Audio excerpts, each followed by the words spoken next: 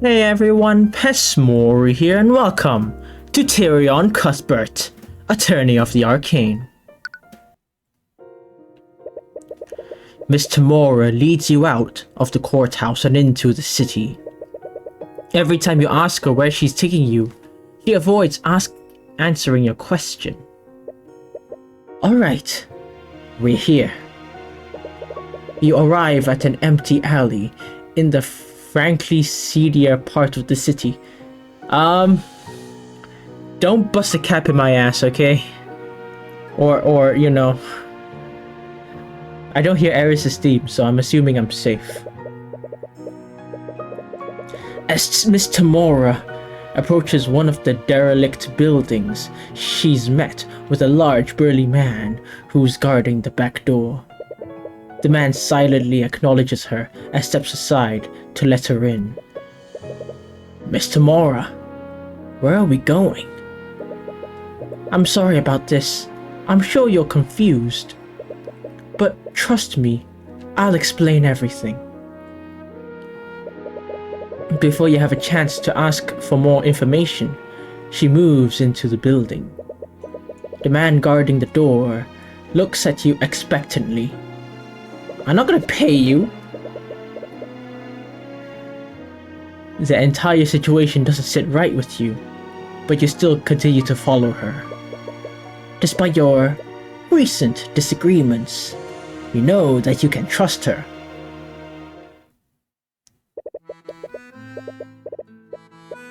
As you head further into the building, you find yourself in a surprisingly well-furnished room.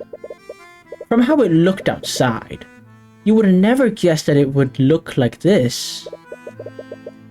It almost looks like a room you'd encounter in the Frega Manor. As you enter the room, you spot several mercenaries standing at various points in the room. Are they multiracial?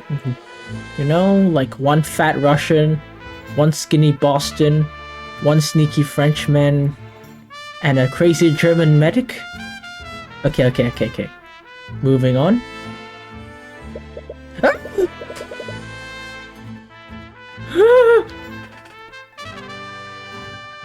Wait a minute. Spanish theme. And you're here. You let me out to die, didn't you? And what is she doing here? And most surprisingly, you see Eris standing at the end of the room. Yo, what the hell, man? You give her a confused look, but she simply smiles and waves at you. Okay, keep your distance, you creepy, freaky... Okay, I have to move on, man. She's on my screen for too long. Sitting at the desk next to her, you see a man with an eye patch. It looks like he's been expecting you. Ah, Timura. Upon seeing you two, he cordially welcomes Mr. Mora before turning his attention to you. And you must be Tyrion. Timura has told me a lot about you.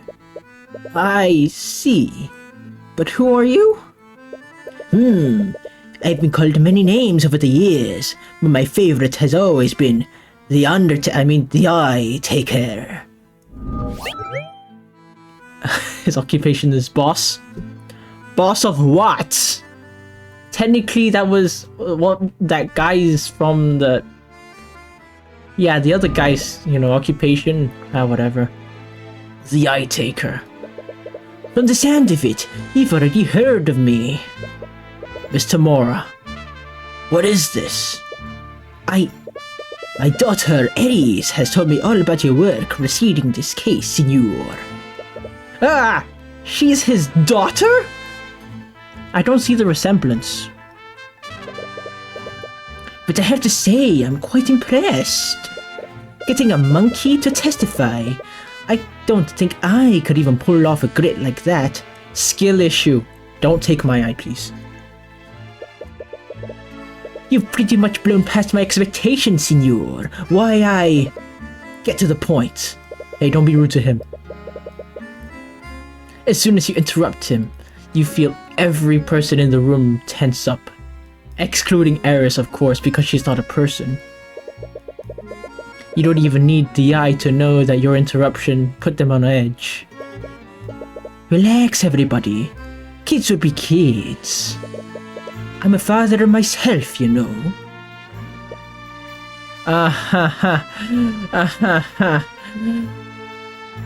So, how was she brought into this world, huh? I doubt it was your wife. Unless your wife is a demon. Anyways, I'll get to the point. You see, Senor, I have a certain task in the outcome of this trial. What are you talking about?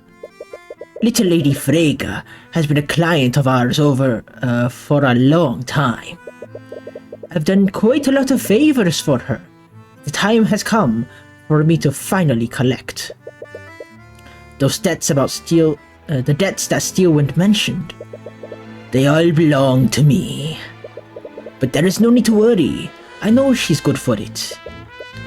That is, if she can inherit House Frigg. How much does she owe you? And why can't you blink proper? Come on. Blink by fully closing your eyes. Come on. Okay, I guess you're not gonna do that. Fine. What? Timora's a good attorney, even without my help. If she's convicted, we could easily reduce her sentence by rubbing the right hands. But you see, Senor, that there is a pesky Slayer rule. The thing is, Cuthbert, I need Beatrice Freyga to be acquitted in the current trial. So that's what it's about. House Freyga's gold? That's why you helped murder William Freyga? Please, Senor, my goals aren't nearly so short-sighted. I have big plans, not just for Beatrice, but for this entire kingdom. Oh man. That's not a good thing. And I need House Freyga for that. Just like you needed Justin Way. Who's Justin Way again? Ah, whatever. Oh wait!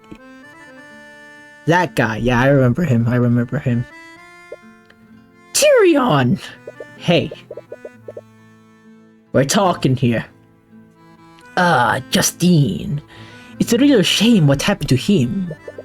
Don't act so innocent. He would have never tried to rob Dracogen. Oh, that's his name. He's also a boss. If you didn't threaten him. Is that so? Do you think I just randomly showed up on his doorstep one day, demanding gold? No, he did that to me, Senor. Hey, I predicted it. I just told him to pay back what he owed. If he hadn't come to me, it would have been some other criminal. But that's beside the point. Enough about what I want from Justine. What do you want from me, huh? Hey, you're blinking! Hooray! Let's talk about what I want. From you. You want me to throw the case? Ah, I love this kid. I don't have to beat around the bush with this one. No one will doubt you, especially considering the amount of work you put into this already. You don't need to do anything, Senor. Just take a dive, and let someone else take the fall. No matter what happens, the court will blame someone for this. If it makes you feel better, I can assign Timura to defend the old man and his monkey. That way, everybody can come out of this unharmed. Everyone wins. Except for the fact that a murderer will be put in charge of House Freyga. Please, as if that's any worse than the people in charge of the other noble houses. I mean, I don't know enough to verify that fact, but, you know, I hate you. If you recall, there's already a murderer in charge of House Lloyd. They're all dirty. You've seen it, haven't you? They rig the system. They pay, threaten, or even kill people to get their way. All we're doing is leveling the playing field. Tyrion, please, just listen to him.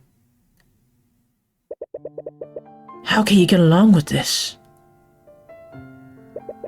I told you a long time ago that there were certain parts of my job I just couldn't tell you. Well, this is it. This is what we need to do to beat them. Those rumors about you, they're all true, aren't they? Bribery, forgery, blackmail. You're guilty of each and every one of them. Yeah, my mom isn't home. Stealth is now finally optional. And you used him to do it. Also, you could keep winning. You blackmailed Miriam, Miss Tamora. Oh, as if we need to show any pity for that spoiled princess. I wonder if this is too loud. Is this too loud? I don't know. A dreadful thought just entered your mind. Steelwind. She was attacked the day after Beatrice was arrested. Was that... I didn't know what they were planning. Despite my confidence in Tamora's skills, I'm afraid there was too much riding on this to leave to chance. You've got to make your own luck if you want to beat the system. How could you? She almost died. We never expected her to strain her injuries like that. And we definitely didn't expect you to take her place, Signor. So believe me when I say I'm being uncharacteristically reasonable right now. How? How could you even consider working with someone like him? Don't you think that's a little arrogant to judge her, Cuthbert? What? You talk about defending people as if you two are even close to being equals. But she doesn't have the luxury of looking into people's minds, now does she? You told them about the Eye of Horus. Heresy. The future of magic is changing, Signor. Like I said before, I have big plans for this kingdom, and I also have big plans for you. Hopefully that doesn't involve a big hole in my chest, or stomach, or anywhere else. Do you think I would ever... Tyrion, stop! To be honest, I hate it as much as you do. But whether you like it or not, we need their help. But this is... Think about every client you defended. Think about Celeste. If you didn't have the Eye of Horus heresy, what would have happened to her? If even one thing went differently, Pierce would have gotten away and Celeste would have been executed. You've taken chances and followed your instincts, and that's worked for you so far. But what if that's not enough? What if the system is too corrupt for you to fight against next time? With the Eye-Taker's help, you'll have nothing to worry about. You'll never have to worry about that again. If I had accepted his help sooner, I could have saved your mother. So what's it going to be, Signor? You already know what happened to Steelwind. So I don't need to tell you what would happen if you don't play ball. Wait! No. What? Maybe you're right. Maybe I can't always win against the nobility unless I play dirty like they do. But this is wrong. Tyrion! I'm not going to compromise my principles, not even for you, Miss Tamora. I'm sorry to hear what you say. I'm sorry to hear that from you, kid. I really am. With one motion of his hand, every mercenary in the room draws their weapons. please, you don't have to do this. Whatever conviction you had before is slowly fading. You should have never entered this place. Yeah, never should have come here. You knew something was off. There was about a dozen mercenaries here. Really? 1, 2, 3, 4, 5, 6, 7, 8, 9. Maybe 9. And there's even more guarding the way out. Probably blue team. You're nowhere near as physically strong as Celeste, but maybe you can make a break for it if you get lucky. No! Celeste? Hey! Tyrion might trust Tamora, but Celeste doesn't. Ha! What the? How did you get in here? Ha! I just love the smell of fear. My whole job is to keep this guy safe. Now this is what I'm talking about. Do you honestly think I just let you take him to an undisclosed location? Doesn't matter, as if one girl will make a difference. Well, what are you all waiting for? Is that really her? No, wait, no. Is that really her? Upon seeing Celeste, the mercenaries cautiously step back. The one wants to make the first move. The monstrous aura! It has to be her! What the hell are you doing? You have her surrounded! Despite his command, no one takes a step forward. Look, let's all just sit down and talk about this rationally. I forgot she was here. Perhaps a different approach is warranted here, Father. What? Could I have the opportunity to speak with Mr. Cuthbert? No. Absolutely not. You're gonna do a Loki on me. I believe I can make him see things our way. I'm sorry, sweet. I need to see what that says later. Well, you've never been wrong before. I'll leave them to you, love. Yeah, she's the biggest dirt in the room.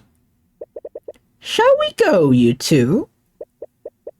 Celeste silently watches Eris with her sword drawn, but unlike the mercenaries, Eris seems unmoved.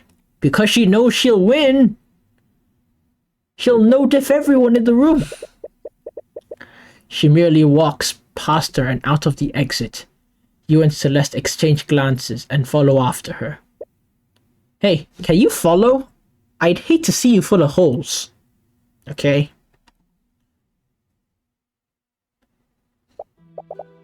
That was close. I don't think I could have fought the whole room while protecting you. Does that mean she could have fought them if she were alone? Yes. You two are really courageous to a fault, aren't you? Ares, I appreciate you vouching for us, but I'm not changing my mind about this. Oh, I'm well aware about that. Why do you think I intervened? Oh, well, thanks. Is that really okay? Won't your dad be mad? I should be asking Tyrion to sing question. You've seen your adoptive mother's true colors and rejected them. How are the two of you going to move forward? She's not my... Isn't she, though? She's lost any right to deny it the moment she took it upon herself to raise you. She only did that because I asked her to. It wasn't her choice. Oh, but it was. How old were you when your real mother was executed? 10? Ares! Back when you barely knew Tamora, it would be a stretch to even call her a family friend. She was the adult in that situation, and what did she do? She fed your anger and hatred for the nobility, and instead of allowing you to process your grief healthily, Timora took you away from your only friends and isolated you from society. I mean, he was playing chess alone, so she's not wrong. She even homeschooled you, didn't she? That's... As a result, you never formed any other relationships. You made your first close friend at the age of 20, and she was your client. Don't you think that's a bit sad?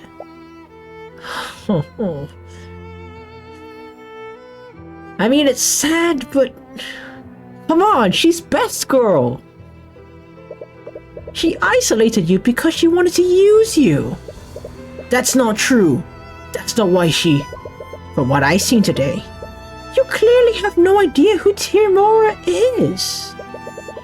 Even with the Eye of Horse, Heresy, you're clearly a terrible judge of character. Maybe not wrong, I think. Ares, you're going way too far. To save you from more heartache, let me give you one last piece of advice. You're younger than me. Ares leans in really close to you and begins to whisper in your ear. That is not safe. Do you honestly think Celeste will ever love you? What? I'm sure you understand now. Timora can only afford to pay her exorbitant salary because of my father. That makes sense. You've already burned that bridge. So where do you think the Crimson Demon will go when you can't afford her services anymore? No, she's not. With Flintheart dead, she has to worry about her mother. Ooh. Do you think she has the luxury to go playing around with you for free? Or do you actually think she enjoys spending time with you?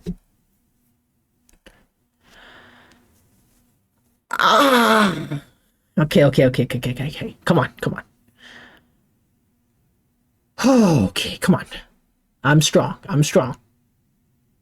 I think. Tyrion, you have to look at the facts. Facts don't care about your feelings. Any support or affection she's given you has only been to keep you as an employer. You seem to know a lot about these things.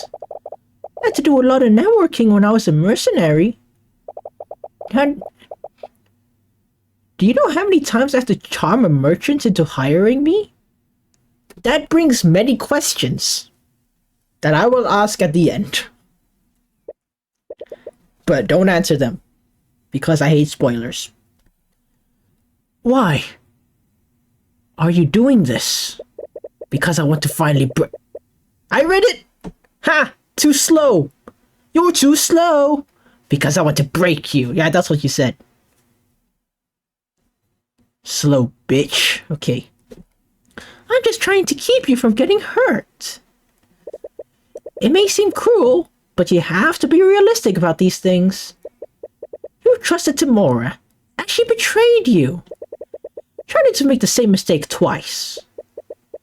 Celeste didn't hear anything she said, but she seems to notice how it's affecting you. Ares, enough! My apologies. I've been told I've been too blunt sometimes. But I do hope you'll think about what I said. Anyways, the trial should be starting soon. We should make our way back to the courthouse.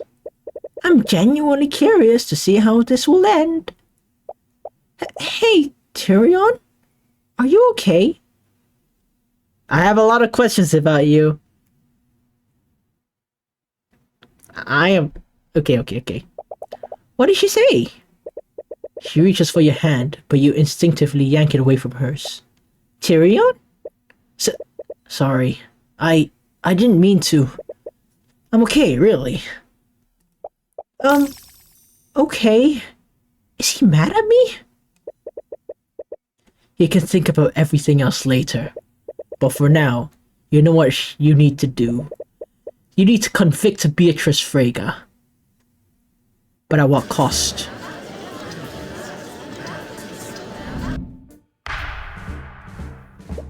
Court is now resumed for the trial of Beatrice Frege.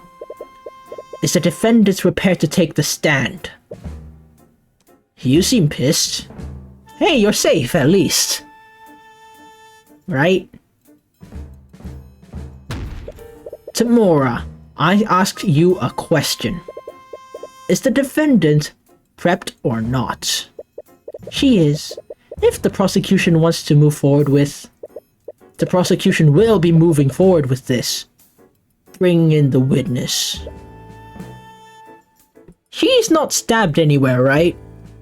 Okay.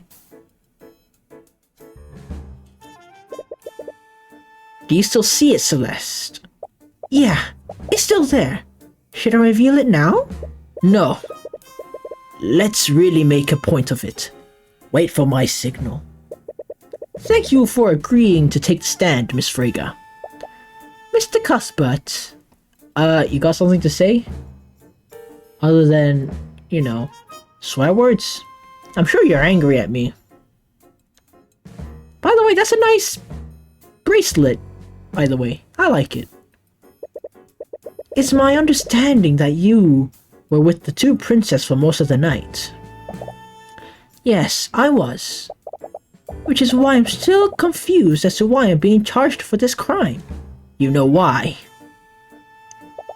Out of everyone there that night, I thought that my alibi was the most solid. That remains to be seen. None shall remain unseen. Clearly. Anyways, since you still maintain your innocence, you'll have no problem going into detail about your supposed alibi.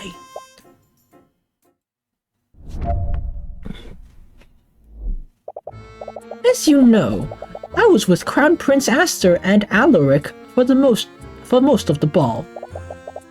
I went there after my meeting with my father, and I remained with them until I was arrested for his murder. Lord Steelwind and the Kingsguard kept watch over me for most of the night as well. I neither had the means nor the opportunity to steal the sword of spell eating and break into my father's study to murder him. Objection! I didn't even do anything. And that, Miss Frege, is where you're mistaken. You definitely had the means to commit both crimes while under the eye of everyone that night. The most effective tool an attorney has is revealing a contradiction in a witness's testimony. It not only completely shatters your opponent's argument, it also makes the court doubt whether the witness was acting in good faith. Usually, you used evidence to reveal contradictions like this. Okay, enough table slamming. Enough! Now, Celeste. Yeah, that. Wait, what are you doing? Your Honor, this witness's testimony is clearly... Oh my god, what the hell is that? Tyrion, get behind me! A monster! It's a monster! Yes, it's a monster. Someone call the Inquisition! Where's the judge? Is he hiding? The Kingsguard, anyone! Your Honor, can you please restore order? Your Honor? Is it this thing that's talking? I don't know which is scarier, you or that demon over there. Yes, he fled out the back door the moment he saw me. He can talk? It's a demon! It must be! It's just as the legends say! Can we all just calm down? It takes a while before you can get everyone in the room to settle down. Eventually, it's clear the demon wasn't intent on harming anyone. At least not yet.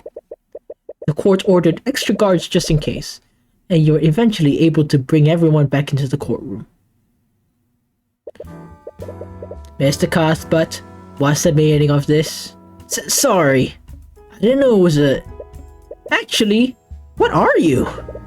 Are you a demon? Why, yes. Ha ha ha. I am a demon. Ha! What an expression. She's looking at the demon. Does that mean she knows where the demon is? Because if I was a blind person, I'd just look at her, you know? Demons actually exist? Yeah, ask Asta.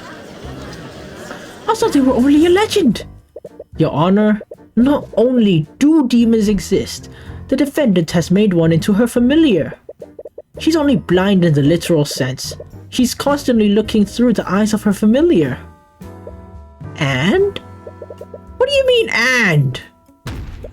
It's pretty obvious that making a pact with a demon is incriminating by itself. Tell me, Your Honor, do the laws of Wyverngard prohibit entering an accord with a demon? They don't, but then my client has committed no crime. Even so, I would have preferred not revealing a Marunath like that. Marunath? Is that your name? It is what most people call me. He even gets his own thing. Well, I suppose you have a point, Tamora. Having a demon as your familiar isn't technically illegal. However, this does prove the defendant had a way to commit the murder, all while under the eye of everyone in the ballroom. She could have sent Marunath upstairs to the gallery and then had him steal the sword of spell eating. After that, they would just need to traverse the fence into William's study, just like Eugene did that night. The fact that her familiar is a demon proves she couldn't have done that. What do you mean? You saw how everyone reacted when they saw Marunath's form. A monkey may have raised some eyebrows, but everyone surely would have reported Marunath when they saw him. Tamora, your client is a master of illusion magic. Are you stupid? Can I assume we'll find invisibility in her spell compendium? You might. And within the connection granted by familiar bond, she could have cast a spell on him regardless of where each of them was. I'll admit, my client does know how to cast that, but your theory raises another question. Could my client continue casting it unnoticed?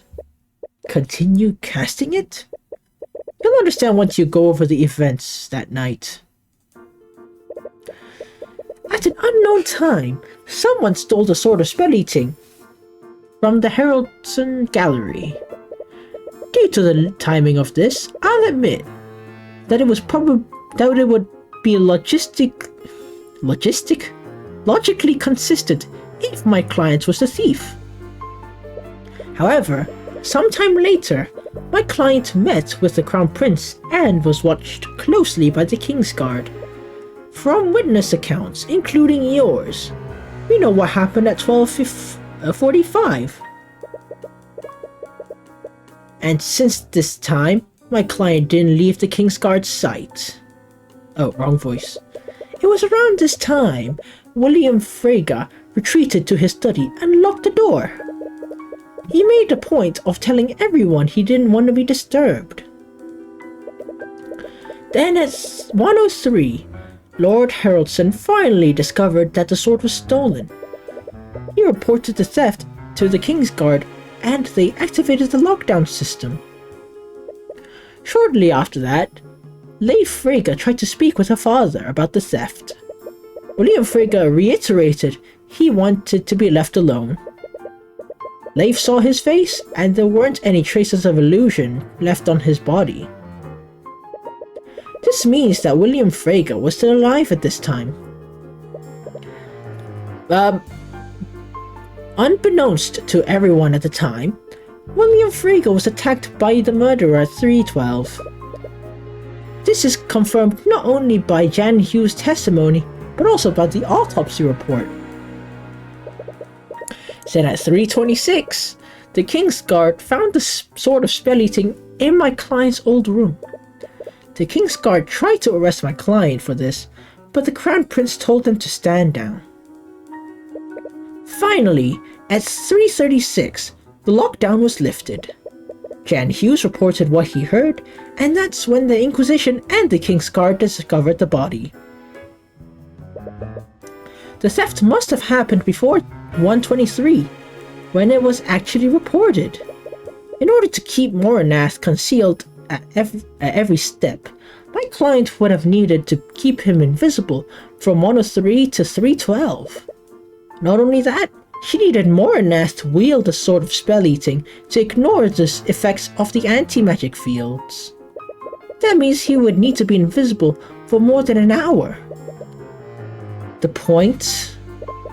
point is that invisibility has a duration of 1 hour. I'll admit, my client could have cast invisibility before she met with the Crown Prince, but if she wanted to keep Moranath invisible, he would have needed to recast the spell at some point. And as you know, my client couldn't have done so during the night without the King's Guard noticing. Your logic makes sense, but that can only mean the defendant refreshed the invisibility right in front of anyone watching.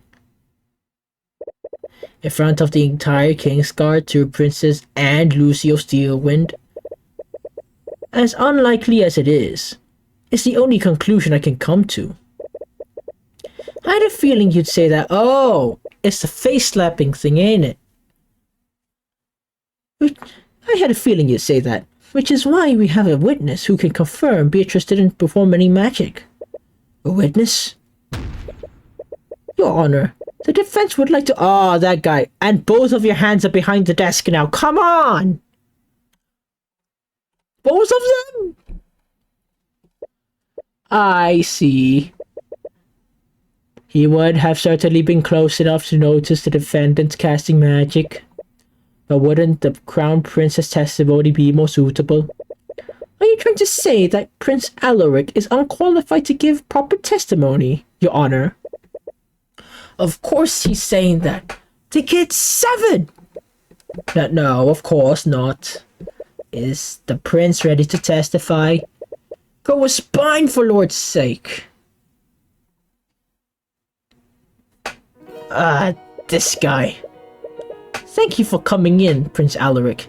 Could you please hold your tongue, knave? This guy. You will speak when you're spoken to. Oh God. He sounds exactly like Miriam when we first met her. Honestly, he behaves exactly how you'd expect a prince of this rotten kingdom to act. Aster's the odd one out of this situation. It makes you wonder what made him so down to earth. Gravity? Your Highness, Mr. Cuthbert believes that the defendant used her magic while she was with you and the Crown Prince. I already gave my statement to the instigators. This man dares to question my testimony. Yes, he said it, not me. Oh, oops. Wow. The judge didn't even think about throwing you under. But very well. If my testimony is required to strike down these redundant accusations, I will bestow upon you. Redundant? Don't you mean ridiculous? Mr. Cuthbert, do not dare to suppose what His Highness really means. His boots must be shining from all that licking you're doing. What was that? Nothing. Yeah.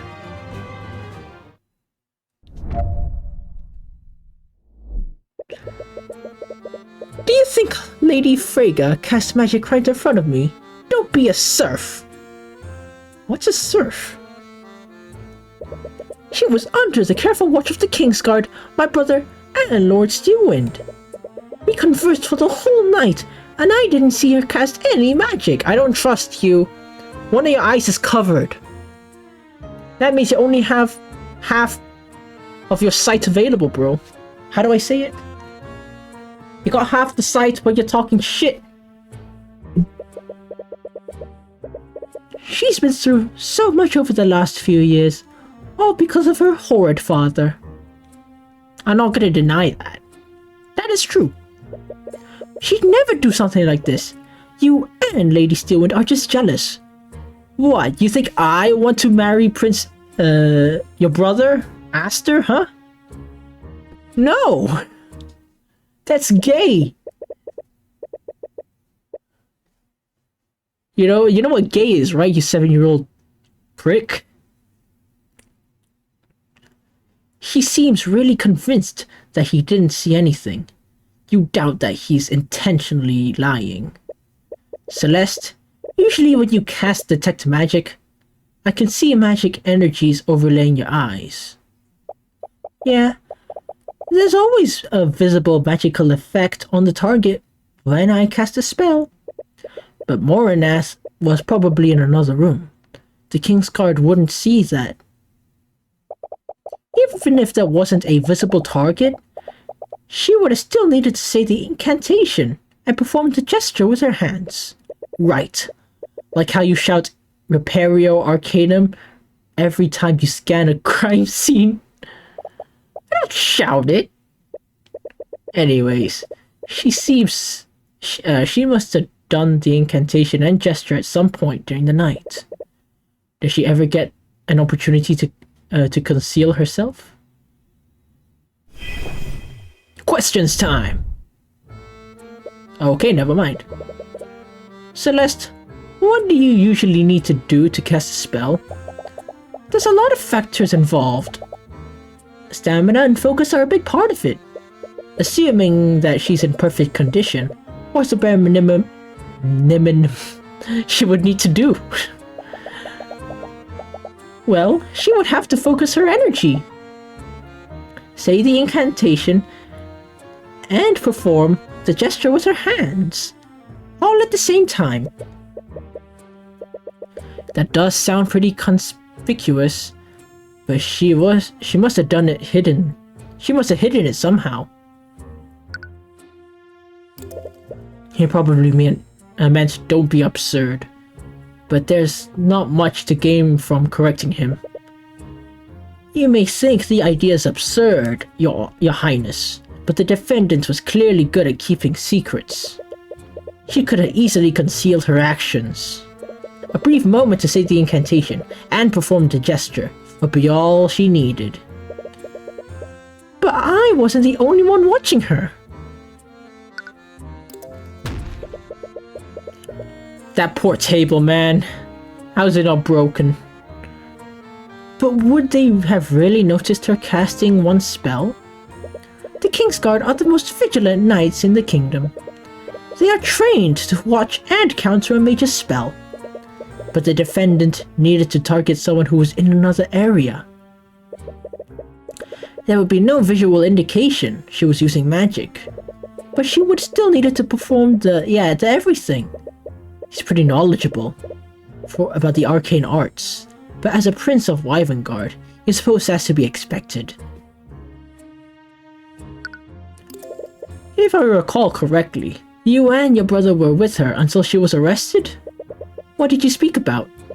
She told us stories about what she did while she was away. She researching so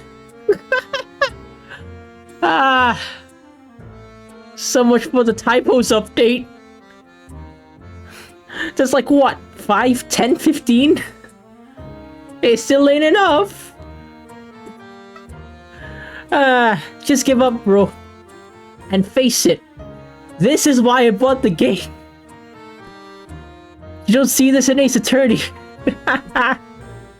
Which is why I didn't buy it. Okay, I gotta move on, man. She researching something. I forgot what she said. Something about the old cult. Do you mean the occult? Yes, that's it. She was researching ghosts and demons. Considering who her familiar is her research must have borne fruit. Anyways, your highness, could you, yeah, whatever. If I must. I'm sorry, kid.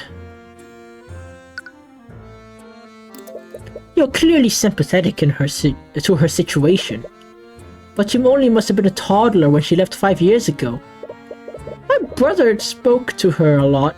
She told me all about her. No, spoke of her a lot, yeah. Isn't a toddler, like, older than 2? Ah, whatever, I don't know. I could tell from his face. He was really sad when he ran away. Yeah, he got an upgrade. But I understand. It's a heartbreak. That's painful. But that is also the strongest pre-workout there is. Like, goddamn.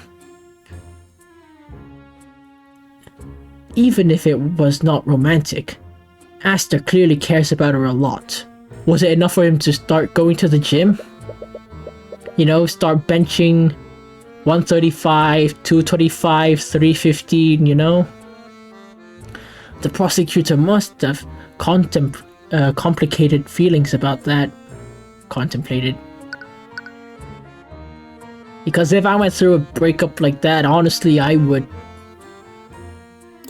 And I don't mean pounds, I mean kilos, by the way. Well, I can't say for Steelwind, but I'm just trying to get to the truth. Liar! You just hate her because she's a noble. Laloy told me all about you. You just want to lock nobles up because you're jealous of how much gold we have. Ah, so he speaks with Laloy frequently. Not the best father figure.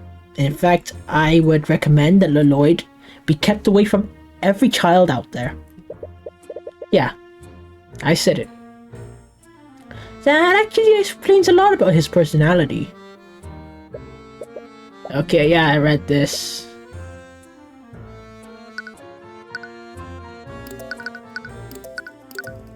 Objection! Wait, that was it?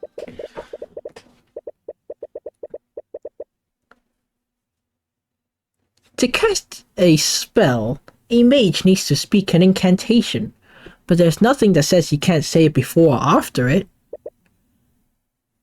Your Highness, according to your testimony, the defendant told you the occult are a fascinating phenomena. Is that exactly what she said, word for word? Yes, the stories she told were quite interesting. They really struck a chord with me. I see. Well, even if they were interesting, your testimony proves she did cast the invisibility that night. Are you deaf? I already told you. No one heard her say any incantations, nor did they see her perform any gestures. Bomp. Unfortunately, your testimony proves the contrary. Beatrice Frager said an incantation and performed a gesture right in front of you, all without anyone knowing it. What? Ha! Yeah, she's pretty smart. Your Highness, there are 2 components. Yeah, whatever. First, the caster must speak the incantation, Occult Array, and clap both hands together. I'm sure you noticed. The defendant has the habit of clapping both her hands to calm herself. Now that I think about it, the habit must have come from constantly casting the spell. The defendant requires Marinath to see, so she must constantly cast invisibility to keep him invisible. Ha! Behind the desk again. Cuthbert, you may have an explanation for how she hid the gesture. But she would have still needed to speak the incantation. Okay, now it's not. See, you're learning. But she did, as the witness's testimony proves it. What are you talking about? Your Highness, the incantation is Occult Array. Now recall what the prince said. Occult R-A. The Occult R-A, okay. The pronunciation of that phrase is identical to the incantation. I see. So she hid the incantation in her dialogue. And because her target was a creature that was outside of the ballroom, no one saw the magical effects. That means Moranath had the means of murder, just like Eugene did. Having that means is completely different from actually having done it. I mean, true. Very few people have the ability to shatter the display case to steal the sword of spell eating. And even fewer people have a familiar small enough to traverse the vents. Which also makes his familiar an equal likely suspect. And unlike my client's familiar, he's admitted to breaking into the study. Is your client's familiar... No. If your client's familiar is truly innocent, why not have him testify before the court? I see. Well, it's not like he's the first unprecedented witness we had today. Yeah, I remember that. Is he willing to testify based Tamora? You see Tamora deliberating with Beatrice and Marineth. They can't hear what they're saying, but they're clearly in disagreement with each other. Marineth in particular seems to be the most vocal about his displeasure. Your Honor, unfortunately, he's unwilling. Why the change of heart? My client's familiar may be a demon, but he's afforded the same rights as any other person. He's not obligated to testify. You look at Marineth and he's grinding his very sharp teeth together. For some reason, he appears to be looking at you with intense hatred. Why is he being so secretive all of a sudden? Because they can't win. A witness can refuse to testify to avoid incriminating themselves, but a refusal to testify is suspicious in and of itself. Tamora has no issues with Beatrice, so why would she change her tone when it comes to Marineth? And despite what she said, Marineth seems like he disagrees with their decision the most. Is it possible he's the weakest link? If so, he must be the key to implicating them. And according to the legends, demons take great pride about their ability to deceive and corrupt people. You wonder. I see. Marineth is well within his rights to refuse, if that's what he truly wants. It is. Well, I suppose it's for the best. I doubt he'd be able to cooperate with you with your story at all. Marineth grinds his teeth together. It sounds like metal grinding on metal. Ha ha! Considering his diminutive figure, I don't blame him for being a coward. But Mr. Cuthbert, could you please refrain from provoking the literal demon? Oh, it's fine, Your Honor. He can't do anything without his master's word. And between him and the defendant, it's clear Beatrice is the brains of the operation. You shut your filthy celestial mouth! Yep, you're so screwed now! Ha ha! Max, what are you doing? He's throwing! Ha ha ha! Gotcha, bitch! I will not stand here and be insulted by a bloody Heavensborn! Heavensborn? I'm still within my contract, and I will not flee for the likes of him! You want my testimony? I'll give you my goddamn testimony! Objection! What are you objecting to? Your Honor, my client does not consent in having her familiar testify. Tamora, didn't you say earlier that Marineth is afforded the same rights as any other person? He has the right to refuse, but he can also decide whether he wants to exercise it. And he's clearly intent on giving it. So, Marineth, why don't you testify about what you were doing on the night of the murder? Gladly.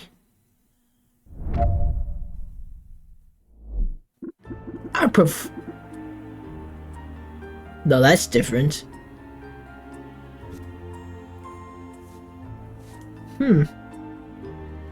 I provided sight to my keeper while she spoke with the prince.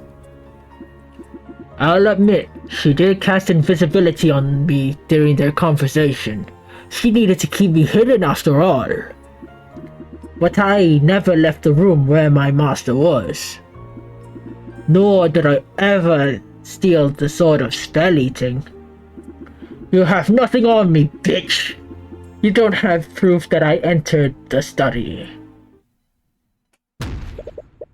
Did you call me bitch? Do you expect us to take your word for it? Or do you have any evidence to support your alibi? Only speak the truth, bitch. There were mages other than my keeper that could have stolen the sword. And by your own admission, none of you witnesses saw me that night. The only lacking evidence is you. No, the one lacking evidence is you. Prick. He has a point. You still need proof that ties him to the murder. Presenting contradicting evidence might not be possible. However, he's clearly lying in his testimony, and there's something strange about the way he's speaking. Why is he pausing so much? Not seeing any thoughts through the eye, but perhaps you can try to interpret the meaning of his words.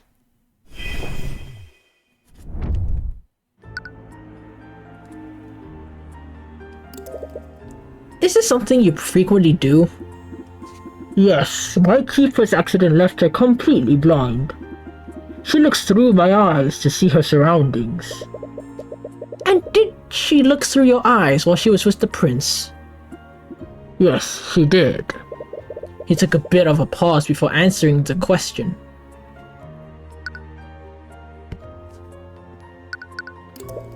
Wait, does that mean she normally casts invisibility every hour? My keeper is a powerful mage, and my pact with her has only made her stronger. Wow, that's actually really impressive. Really? Casting spells may look effortlessly, but continuously casting spells takes a lot out of you. She must have had a lot of stamina if she could cast a high-level illusion every hour. And did your master leave the room while she was with the princes? No, I'm sure you remember. My keeper was under the careful watch of the King's Guard and Lucio Fuelwind. And you're maintaining you never left the ballroom. As I said, I never left the room where the master was. He has a habit of pausing before he responds to you, but only happens sometimes. Is it some strange demon accent? Or is it because he's a lying sussy baka? Beatrice was one of the few mages that could shatter the glass. Yes, but being able to do something and actually doing it are two different things. Ah, he's right. He's the one that's going to give it to you, yes. X gonna give it to ya. Why do you keep calling me that? Oh, does the Heavensborn not know the true nature of his blood? Your blood? Could he be referring to your mother? Wait, do you know where my abilities came from? Oh, how marvelous! You don't know, do you? If you make a pact with me, child, I can tell you the nature of your blood and so much more. Mr. Cuthbert, don't make deals with the devil in my courtroom. Do it outside. I wasn't planning to. You clearly know something, but making a deal with a demon is just asking for trouble. He could just be trying to distract you. You should stay on task. He's definitely more direct than most witnesses. Yeah, but he's still clearly lying. And there's something off about the way he speaks. He pauses before, yeah. Objection! He keeps taking pauses before certain statements, but not all of them. And more importantly, his word choice is different from all that time? What do you mean? Dang. Maranath, it looks like you misspoke and used the wrong word. What? Through most of your testimony, you referred to Beatrice Frege as your keeper, but you referred to her as your master during one statement. Why is that? For the first time, he doesn't have a response. I'll ask you again. Did you leave the ballroom that night? I didn't leave the room where my master was. He used the word master again, even though you pointed it out. Why isn't he correcting it? Does he mean he's intentionally using that term? If so, why? Why is he using the term master? Yeah, Beatrice is not Timora's master.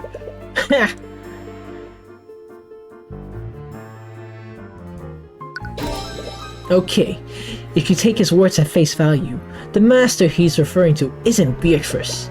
And if Beatrice isn't his master, then his statement, "I never left the room where my master was," is technically true.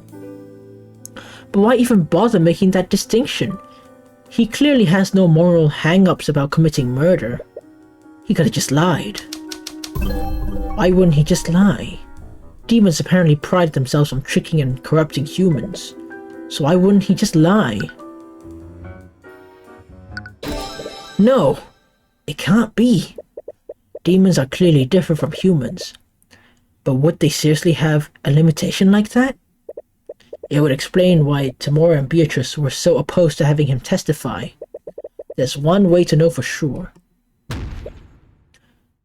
What is Beatrice's cup size? I mean, witness, could you repeat the following statement? Tyrion Cuthbert's hair is green. Ha! Oh boy. What kind of ridiculous request is that? Another pause. I'm afraid I must agree, Mr. Cuthbert. Please don't waste your time.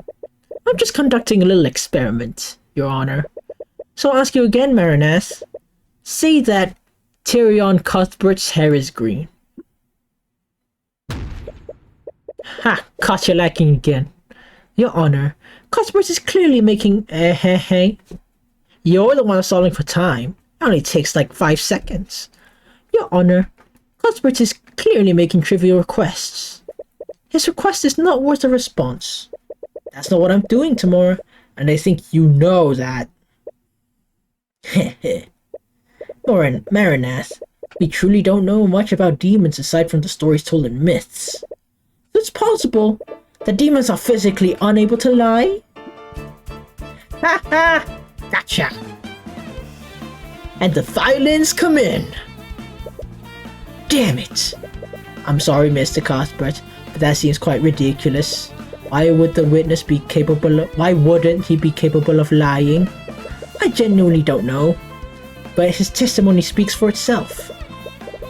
He can easily refute it by granting my request. Say Tyrion's hair is green, damn it! You said it yourself. Tyrion Cuthbert's hair is green. That's not what I asked for, bitch. Repeat the statement, word for word. Nothing before, nothing after. Objection!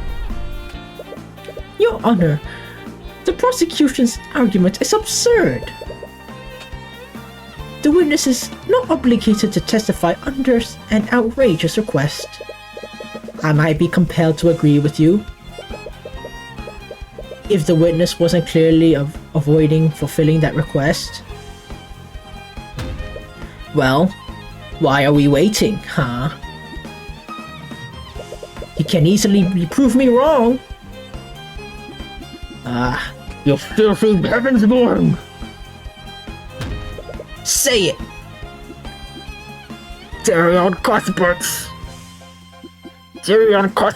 hair is... Tyrion Cuthbert's hair is... blonde. Well, technically it's a dirty blonde. Oh, shut it. Is Cuthbert correct, Maranath? Are you actually unable to lie? I think his silence speaks for itself. Remarkable. I would have never imagined. With that, proving my case becomes a lot simpler. Maranath, did you murder William Frege? I'm sure you understand, witness. Under these circumstances, staying silent is basically an admission of guilt. You have no reason to stay quiet, Maranath. Tell him the truth.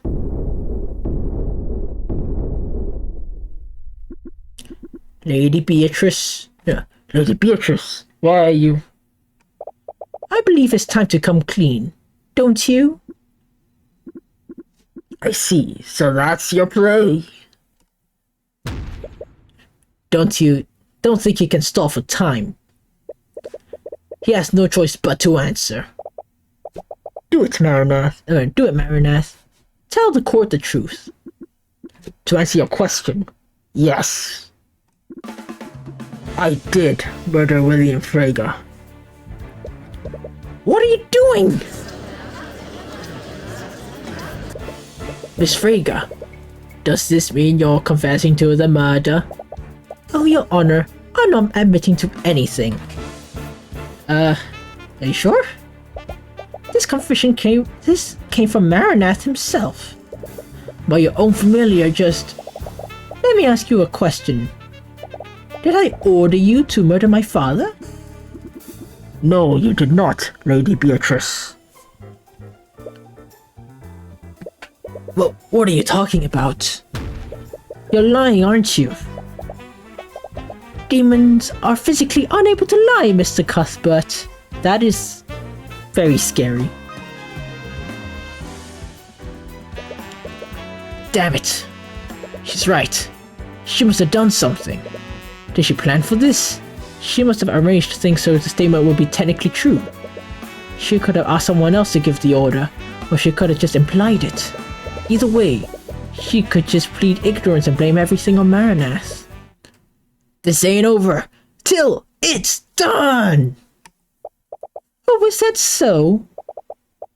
Let me tell you, the trial was over the moment Arya turned her blade against me. I don't care who you are, man, king, demon, you're not gonna get away with this. Oh, I just love the gravitas behind that. But I wonder how long you'll last.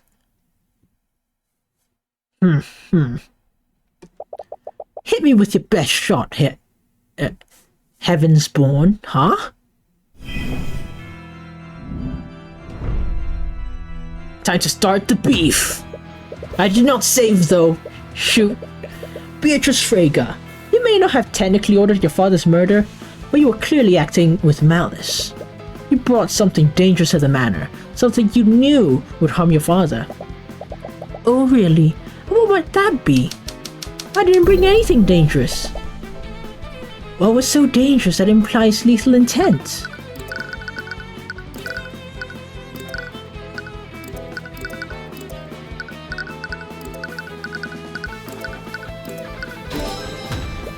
You brought Maranath, dummy. You were clearly planning to murder your father. I require Maranath to see. That does not imply lethal intent. But you brought a demon in the house, and as a result, your father was killed. That's hardly an innocent mistake.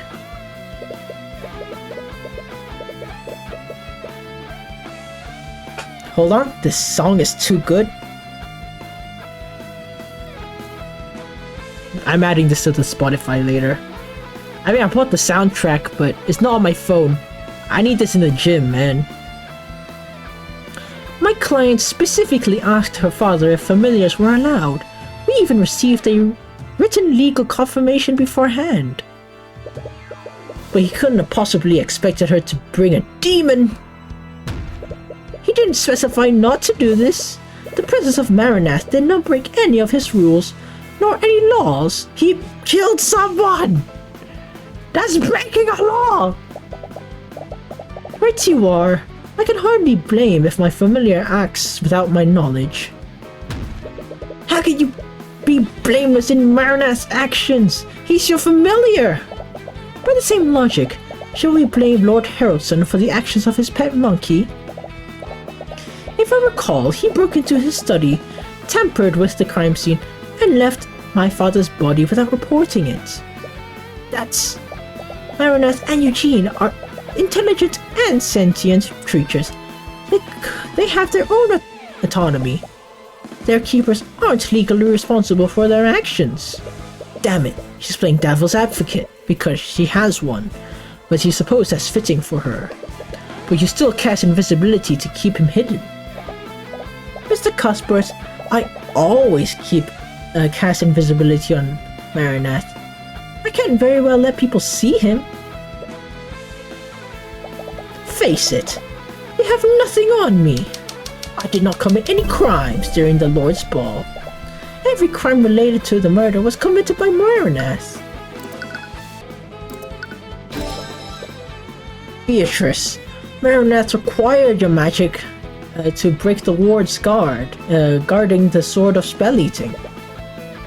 You may be able to explain why you cast invisibility, but that doesn't explain why. But you can't explain why you cast an evocation spell powerful enough to shatter that display case.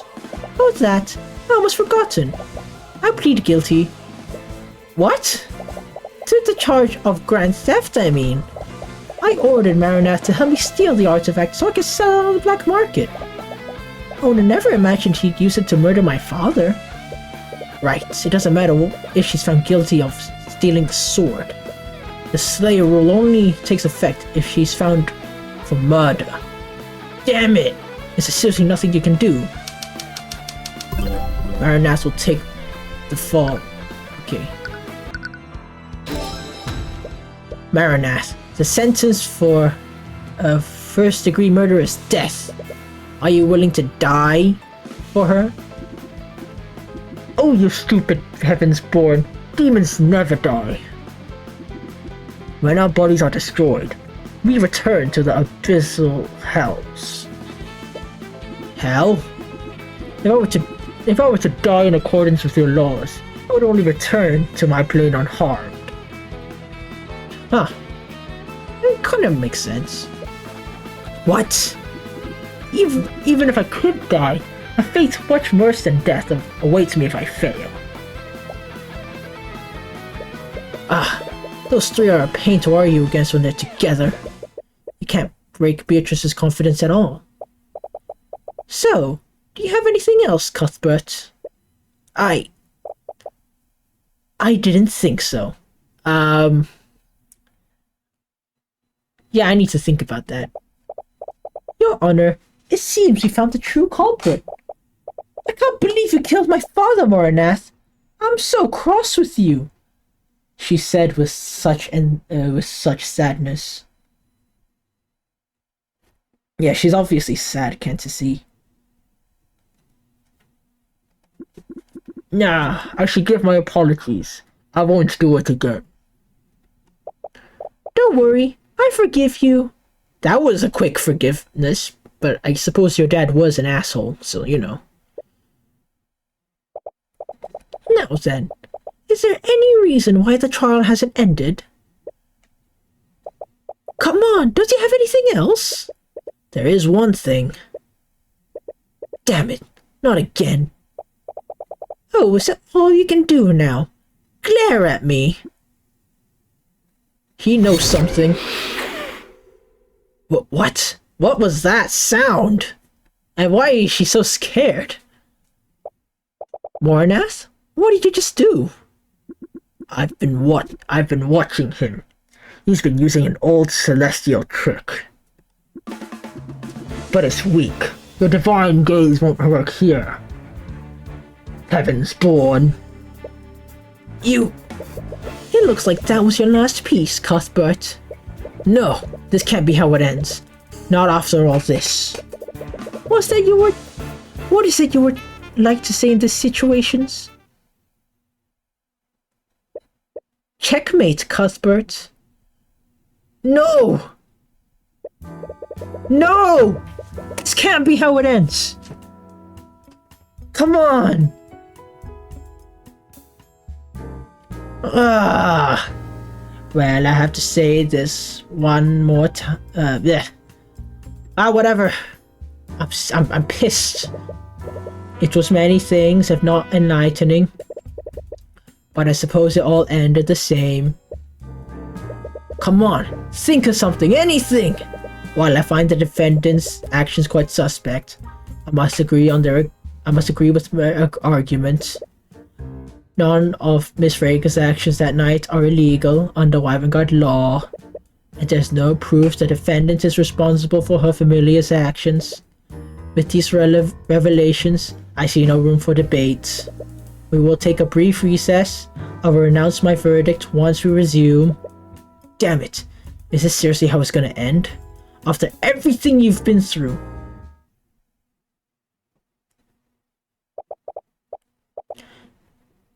This world is bleak, merciless, and unforgiving. But I've seen you. I've seen how bright the light within you is.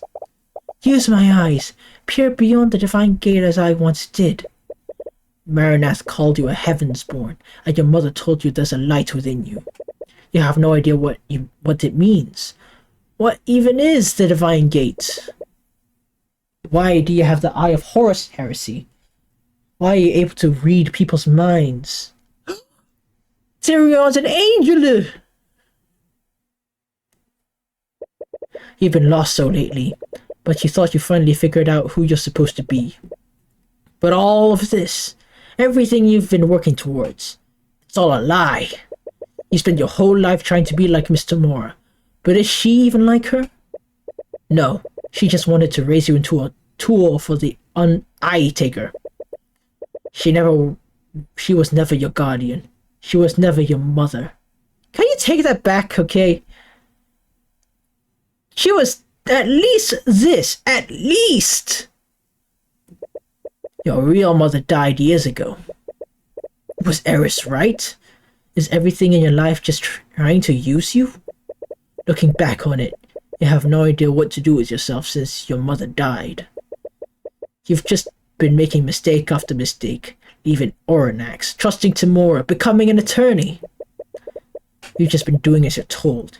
You never once made a path for yourself. But you saved Celeste, and Wallace, and Dracogen, all when no one else would stand up for them. Was helping them a mistake? You fought for a dream that doesn't exist, but that doesn't mean you can't make it real. It's true you followed her lead, but you've always done what you thought was right above everything else. You could have stood up to that criminal if you didn't know right from wrong. No, you couldn't have done that, yeah, whatever. And you wouldn't be standing here if you'd just done as you were told. What do I do? I'm not going to tell you that. You already know the answer. You always knew the answer. You take a deep breath and relax your thoughts. How do you prove that Beatrice ordered Marinath?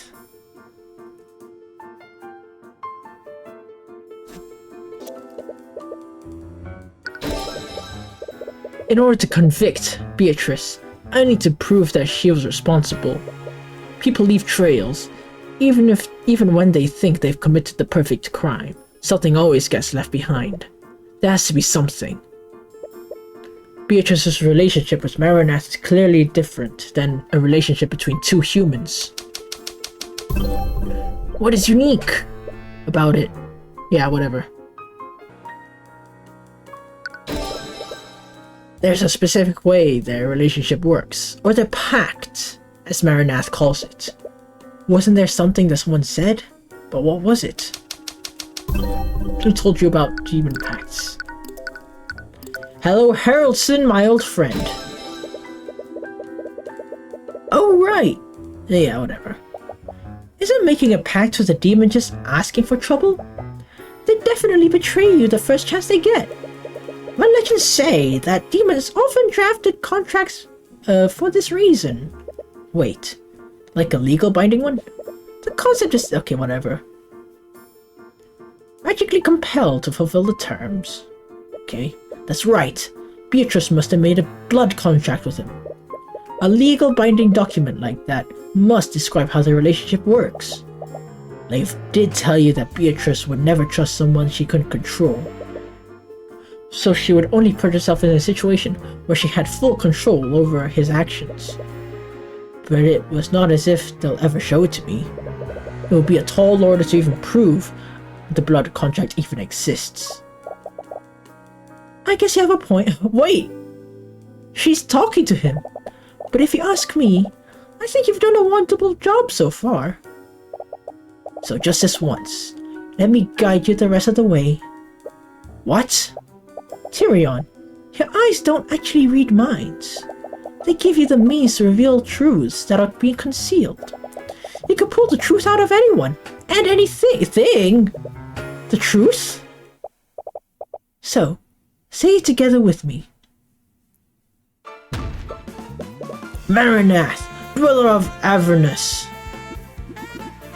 Wait, what are you doing? By the eye of By the eye of the Horus heresy, I issue upon you a divine edict. What's an edict? Release thy guards and manifest your blood contract with Beatrice Frigga.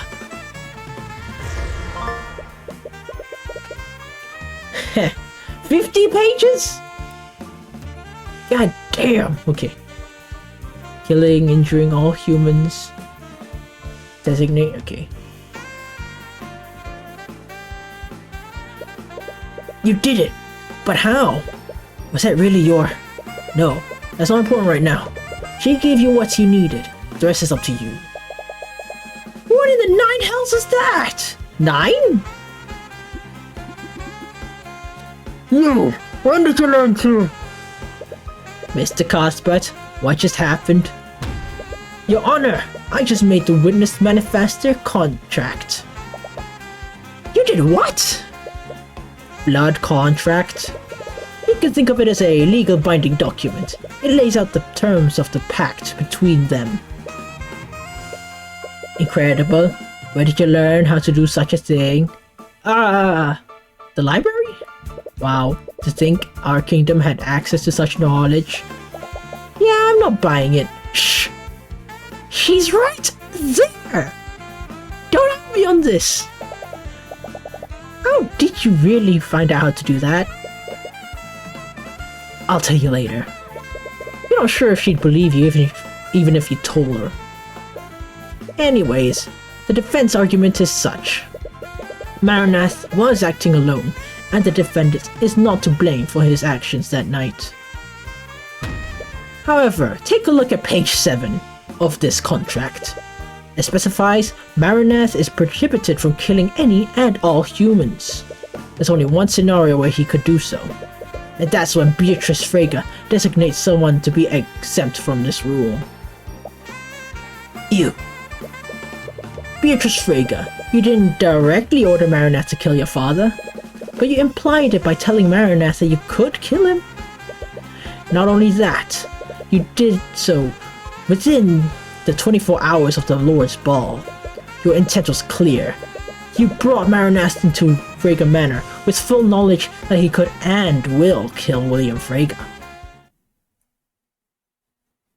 That rhymes with Sega. And that's checkmate.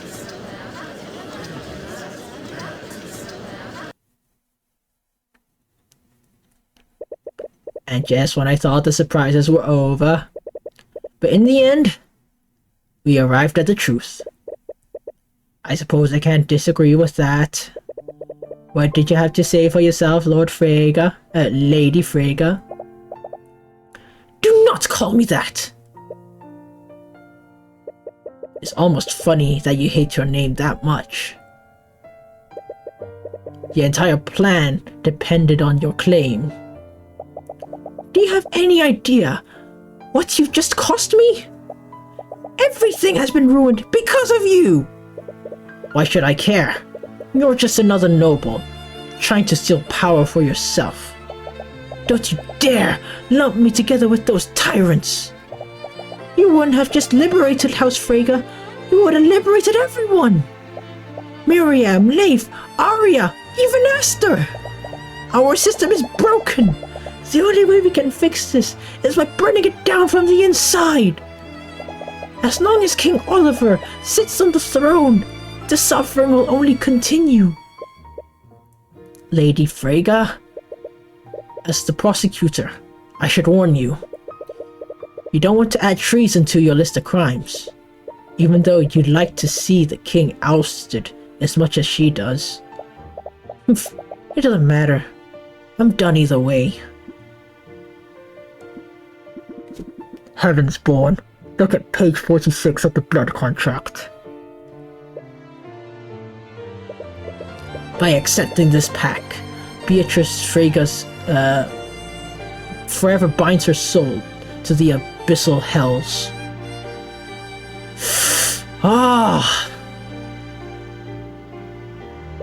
If Beatrice Frege fails to pay her debt by claiming House Frege and all of its assets, her soul, her mind, her life be claimed by the Empress of Discord. Like the application Discord that gamers use? The contract goes on to name several parts of House Frege's holdings. There's very little room for ambiguity. Arya was almost right. She just jumped to the wrong conclusion. My debts were never to the Eye Taker. It was to the abyssal hells. Why would you agree to something like this? Because I miscalculated. In this folder are records of your many plots against House Steelwinds and the Crown. Oh man. Oh boy. Oh no. It would be a shame if this information fell into their hands. You think this feeble attempt at blackmail will frighten me? I dealt with far worse. There's nothing I can't solve with House Frege's resources. What are you talking about? Lucio Steelwind isn't the type of person you can just buy. It's clear. Your time away has taught you nothing. Oh man. Everyone can be bought. Before I left, he controlled every aspect of my life. I saw him as this unstoppable tyrannical force, but I never even considered one possibility. That William Frege was a sheltered moron. He honestly thought he could pay off Lucio Steelwind? Anyone who's met him would know that would never work. I could have sent this information to House Steelwind and the king, but I was running out of time. I needed to inherit House Frege as soon as I could. I felt trapped. I felt angry. I just wanted something to change. Something about this feels wrong. Something deep inside you is crying out in anger. A blood contract is still a legal contract, isn't it? What? If it's a contract, we can dispute it. We can find some kind of loophole to get you out of it.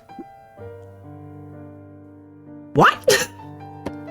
Is he trying to debate with the devil? What?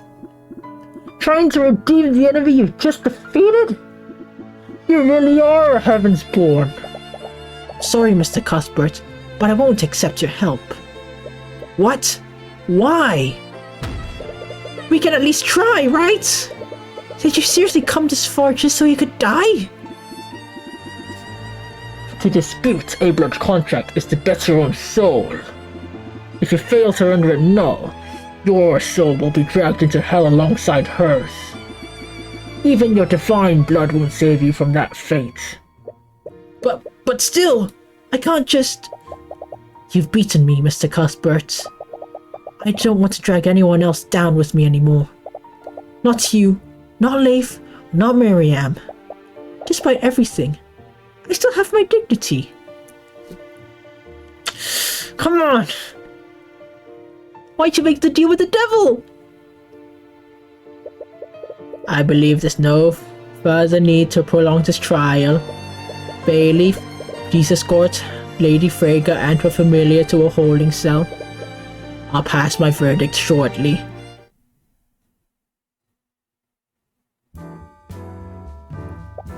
Hey, are you okay? Yeah, as okay as I can be. Still feel uneasy about how things turned out. It doesn't feel quite like the victory you were hoping for. You fought against the demons. You can't help but feel like you lost. Cuthbert, we need to talk. What's done is done, but the boss isn't going to take kindly for what you've done today. I know it's a long shot, but maybe if you talk to him he'll... No. Cuthbert, this is serious. He's going to send people after you. Dangerous people. You can't just ignore this. How old were you when your real mother was executed? 10? Okay, whatever.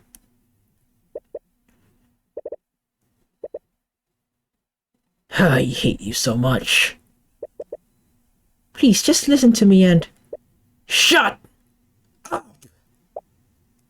Tyrion? How could you do this?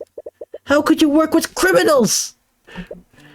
Cuthbert, everything you told me! All those ideals about protecting the weak! It was all a lie! Everything Commander White said about you was true, isn't it? I'm just trying to... I don't want your help!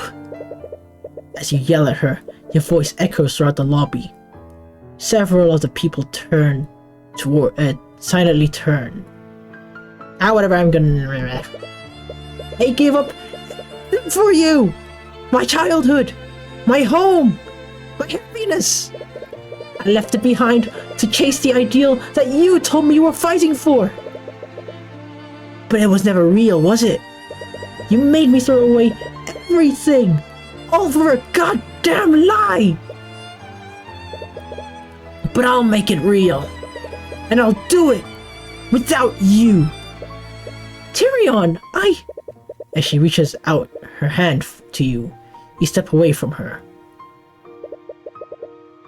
You never cared about you. You never cared about me, did you? All you cared about was using the Eye of Horus, heresy. That's not... Shut it. I don't want to hear any more of your goddamn lies. Go away. Get the hell away from me. I never want to see you again. Without a word, she walks away from you. Tyrion. She reaches out your hand to hold yours again, but she hesitates this time. Do you want... Oh. God damn it!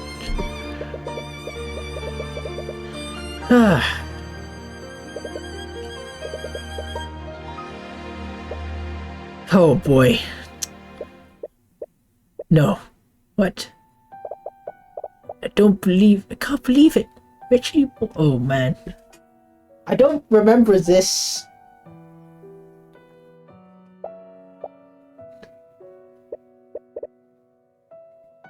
Oh man. Oh boy.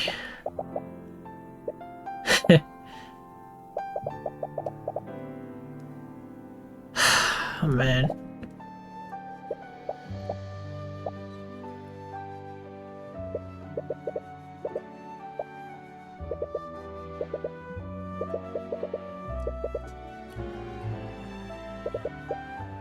As she hesitates to hold your hand, you reach out and grasp it. She smiles as you take hold of it. She seems glad you didn't pull away this time. Without thinking, you pull her into a hug. I don't know how to feel about this, man. Huh? Sorry, I just really need this right now. This is beautiful. Should I stop? No, it's just adorable. People are staring at us. Who cares what they think? They're nobles.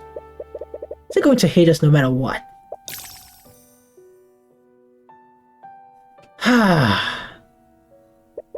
You're still unsure of what you're going to do next. But perhaps you don't need to, even if tomorrow's ideals were a lie. Hey Celeste, there's been something I've been wanting to tell you. Oh? What is it? It's hard to explain. I don't even know where to begin. But it's about an ability I have. I call it the Eye of Horus. Even if the ideal was a lie, you have the power to make it real. And even if you can't trust tomorrow anymore, you still have people in your life you can trust.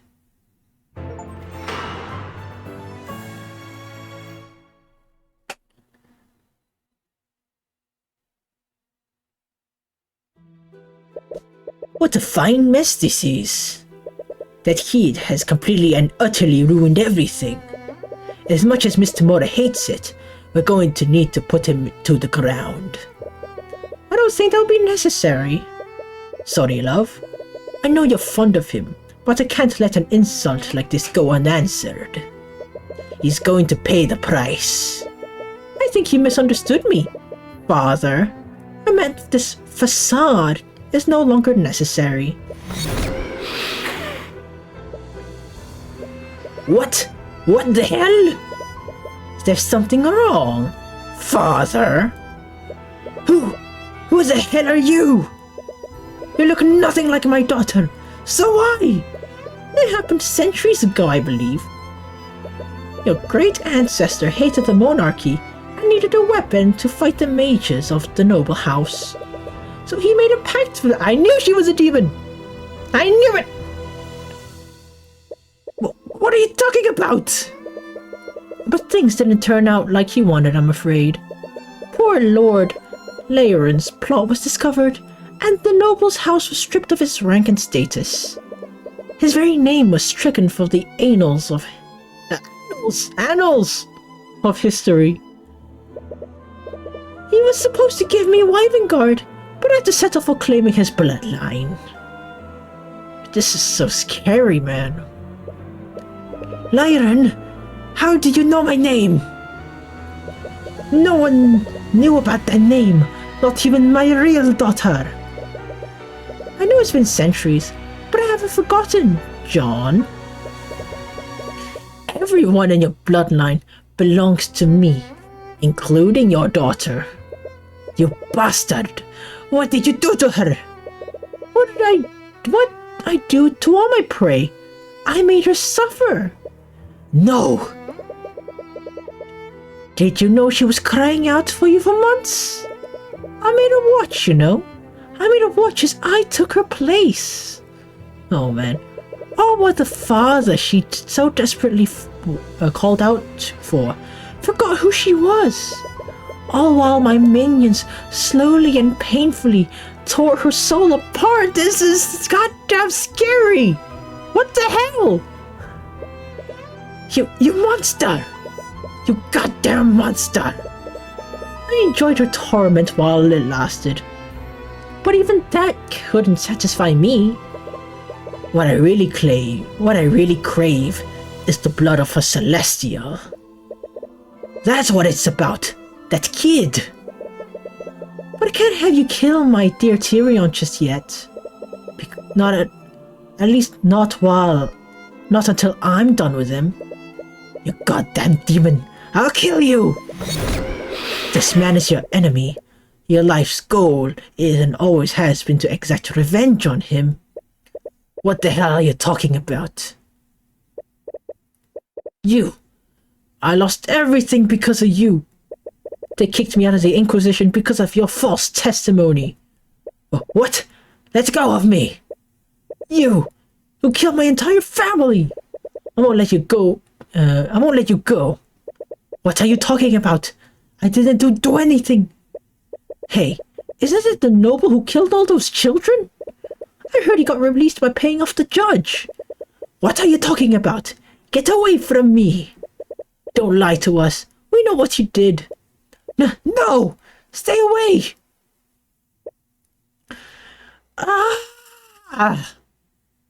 Yeah, scream. You finally entered the final act, my dearest Tyrion. And from what I've seen, I think I know exactly how I'm going to break you. I hope you're just as excited as I am.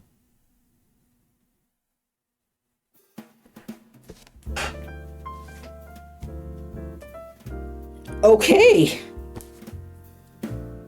I didn't know this was a horror game, but okay. Yeah.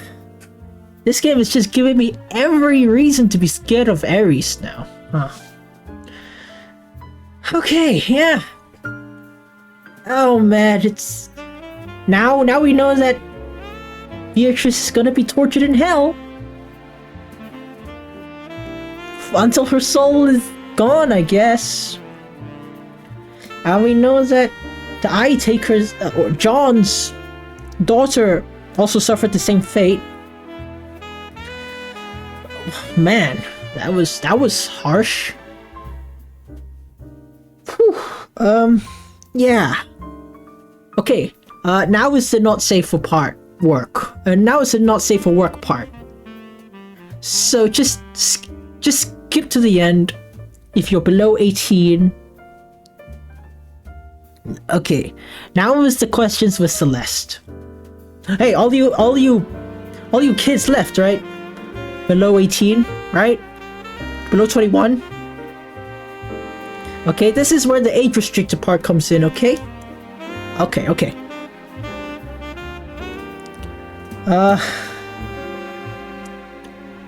It's questions about Celeste.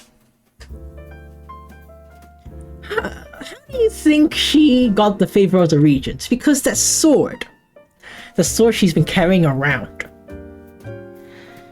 it's not cheap. And she's gained the favor of her Regents to do it. And we know that she dances with people, right? She puts on the dress and dances to build a network.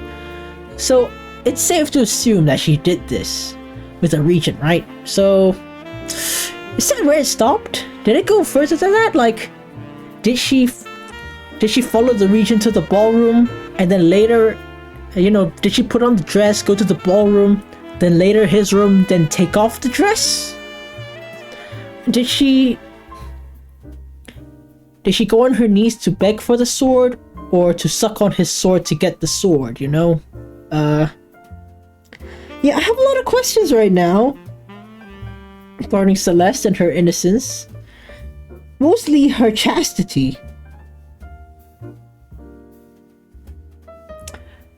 And it makes me feel so horrible to ask these questions. I don't know whether I should cut this out, but I'm definitely not cutting this out. Oh man, I need an official statement to claim that this didn't happen, okay? I really hope it didn't, man. Because I don't want that picture in my mind. I have the picture in my mind. I hate it so much. I'm so sorry if I put it in your head. I'm very sorry, guys. Okay. Enough about that. Okay. With that being said, thank you for watching my playthrough of Tyrion Cuthbert. If you like what you see, stay tuned and stay awesome. Good night.